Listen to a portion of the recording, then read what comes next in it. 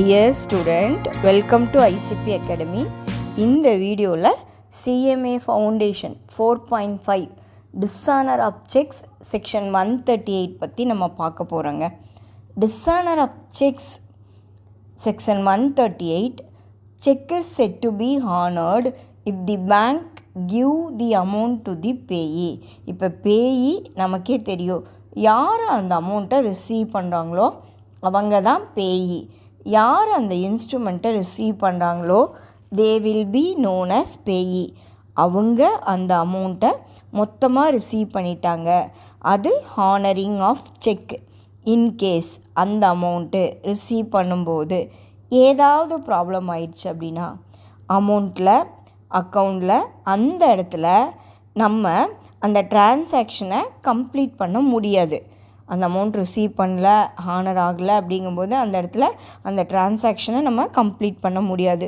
So அதை நம்ம என்ன சொல்லுவோம் அப்படின்னா அதைத்தான் டிஸ்ஆனர் ஆஃப் செக் அப்படின்னு சொல்கிறோம். அதை தான் நம்ம என்னன்னு சொல்கிறோங்க, டிஸ்ஆனர் ஆஃப் செக் அப்படின்னு சொல்கிறோம். டிஸ்ஆனர் ஆஃப் செக் சொல்லும்போது there must be 5 conditions, 5 ingredients ஃபுல்ஃபில்லாக இருக்கணும். நம்பர் 1, செக்கை ட்ரா பண்ணி இருந்திருக்கணும். செகண்ட் ஒன், நம்ம செக்கை நம்ம ப்ரெசன்ட் பண்ணியிருக்கணும். தேர்டு ஒன், செக் பவுன்ஸ் ஆன உடனே நமக்கு ரிட்டர்ன் மெமோ அப்படிங்கிறது and returning the cheque as unpaid அப்படின்னா அந்த செக்கை நான் போய் கொடுத்து யாருக்கு பே பண்ண முடியலையோ அன்பெய்டுன்னு சொல்கிறோம். அதே மாதிரி ஏன் ரிட்டன் ஆச்சு அப்படிங்கிறது நமக்கு ஒருத்தங்க இன்ஸ்ட்ருமெண்ட்டை கொடுத்துருப்பாங்க இல்லைங்களா, அவங்களுக்கு நோட்டீஸ் அனுப்பணும். Failure at the notice, failure at the drawer to make the payment within 15 days of the receipt அப்படின்னா நம்ம அனுப்பி 15 நாளுக்குள்ளே அவங்க பதில் தரலை அப்படின்னா நம்ம செக்ஷன் 138 பிரகாரம் அவங்க மேலே நம்ம என்ன போடலாம், கேஸ் போடலாம் அப்படின்னு சொல்லியிருக்காங்க. அதுதான் இந்த பேராகிராஃபில் நமக்கு கொடுத்துருக்காங்க. Section 138 of the negotiable instrument act. இந்த பேராகிராஃபில் என்ன சொல்கிறாங்க அப்படின்னா, எப்போ ஒரு பர்சன் ஒரு செக்கை இஷ்யூ பண்ணுறாங்களோ கண்டிப்பாக அந்த செக் இஷ்யூ பண்ணுற செக் அப்படிங்கிறது அவங்க பேங்க் அக்கௌண்ட்டில் தான் இருக்கணும்.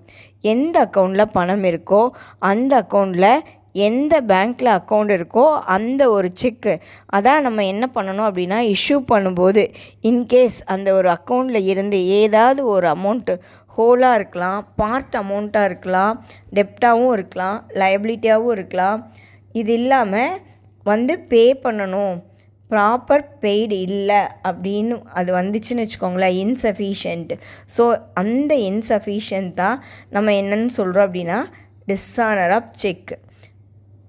கொடுக்க முடியல அப்படிங்கிறத டிஸ்ஆனர் ஆஃப் செக்கு, அதாவது அந்த செக்குக்கு அமௌண்ட்டு பே பண்ண முடியல, அதை தான் நம்ம என்னென்னு சொல்கிறோம், டிஸ்ஆனர் ஆஃப் செக்ஸ். இது கண்டிப்பாக பனிஷபிள், கட்டாயமாக punishable, extended up to 2 years, 2 வருஷம் வரைக்கும் dishonour of cheque.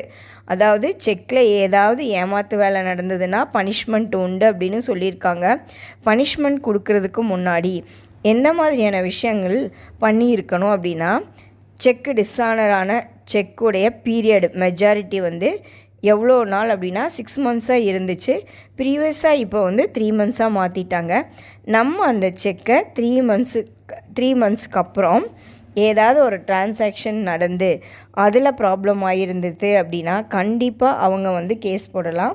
And next என்ன அப்படின்னா, பேயாக இருந்தாலும் சரி, நாம் யாருக்கு பே பண்ணுறோம் அவங்களா இருந்தாலும் சரி, ஹோல்டர் இன் டியூ கோர்ஸாக இருந்தாலும் சரி, கண்டிப்பாக நோட்டீஸ் டிமாண்ட் பண்ணி கேட்பாங்க. அப்படி கேட்கும்போது வித்தின் 30 daysக்குள்ளே அவங்க ஏன் இதை நீங்கள் பண்ணலை, ஏன் அமௌண்ட் வரல அப்படிங்கிறத சொல்லியிருக்கணும். அண்ட் நெக்ஸ்ட் என்ன அப்படின்னா, drawer of such instrument fails to make the payment said money.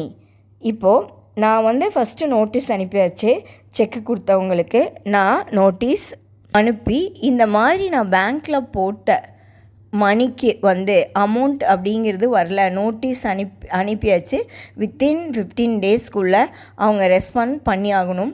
Drawer and explanation என்னென்னு பார்த்தீங்கன்னா, டெப்டாக இருந்தாலும் சரி இல்லை வேறு ஏதாவது லைபிலிட்டியாக இருந்தாலும் சரி லீகலாக வந்து நம்மளால் என்ஃபோர்ஸ் பண்ண முடியும்.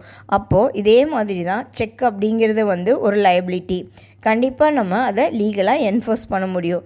அதே மாதிரி in short, upon dishonour of cheque in exercise of this duty initially a legal notice, கண்டிப்பாக டிஸானர் ஆஃப் செக்கு ஆயிடுச்சு, நம்ம வந்து லீகல் நோட்டீஸ் அப்படிங்கிறத நம்ம அனுப்புவோம். அண்ட் நெக்ஸ்ட் வந்து என்னன்னு பார்த்தோம்னா section 143A, the court trying and offence under section 138 may order the drawer of the cheque to pay interim compensation. அதாவது ட்ராயர் யார் வந்து அந்த இன்ஸ்ட்ருமெண்ட்டை இஸ்யூ பண்ணுறாங்களோ அவங்க தான் ட்ராயர். அவங்க வந்து இந்த கேஸ் நடத்தும்போது அவங்களுக்கு எந்த விதமான ரெஸ்பான்சிபிலிட்டி இருக்குது, அவங்க வந்து காம்பன்சேஷன் கொடுக்கணும். யாருக்கு? பாதிக்கப்பட்ட நபருக்கு 20% of the cheque value, cheque வேல்யூவில் 20% அவங்க பாதிக்கப்பட்டவங்களுக்கு அமௌண்ட்டாக கொடுக்கணும். இன்டீரியம் காம்பன்சேஷன் கோர்ட் ஆர்டர் பண்ணியிருந்தாங்கன்னா கண்டிப்பாக வித்தின் 60 டேஸ்க்குள்ளே இன்டீரியம் காம்பன்சேஷன் கொடுத்தாகணும். If the drawer of the cheque is acquitted அப்படின்னா, செக்கு யார் நமக்கு கொடுத்தாங்களோ அவர் வந்து விடுதலை ஆயிட்டார், அவர் வந்து எவ்வளோ அமௌண்ட் கொடுத்துட்டாரோ அந்த அமௌண்ட் அப்படிங்கிறது நம்ம திருப்பி கொடுக்கணும். With the interest at the bank rate at published by RBI. In case of Rakesh Kumar, in case of Rakesh Neemkumar Porwal versus Narayanan Dhondu Jogalkar, in the Honorable Bombay High Court held that any reason for dishonor is an offence அப்படிங்கிறாங்க. Veeraraghavan versus Lalit Kumar, Honorable Madras High Court held that any reason of dishonor is an offence அப்படின்னு சொல்லி section 138 நம்மளுக்கு சொல்லியிருக்காங்க. Fund in accounts, dishonor of checks, insufficiency, fund in accounts, addition of words cannot be consideration to be an accident அப்படின்னு சொல்லியிருக்காங்க. அதாவது dishonour of check அப்படிங்கிறதே வந்து ஒரு அஃபென்ஸ் அப்படின்னு சொல்லி இந்த கேஸில் நமக்கு சொல்லியிருக்காங்க. தேங்க்யூ ஃபார் வாட்சிங்.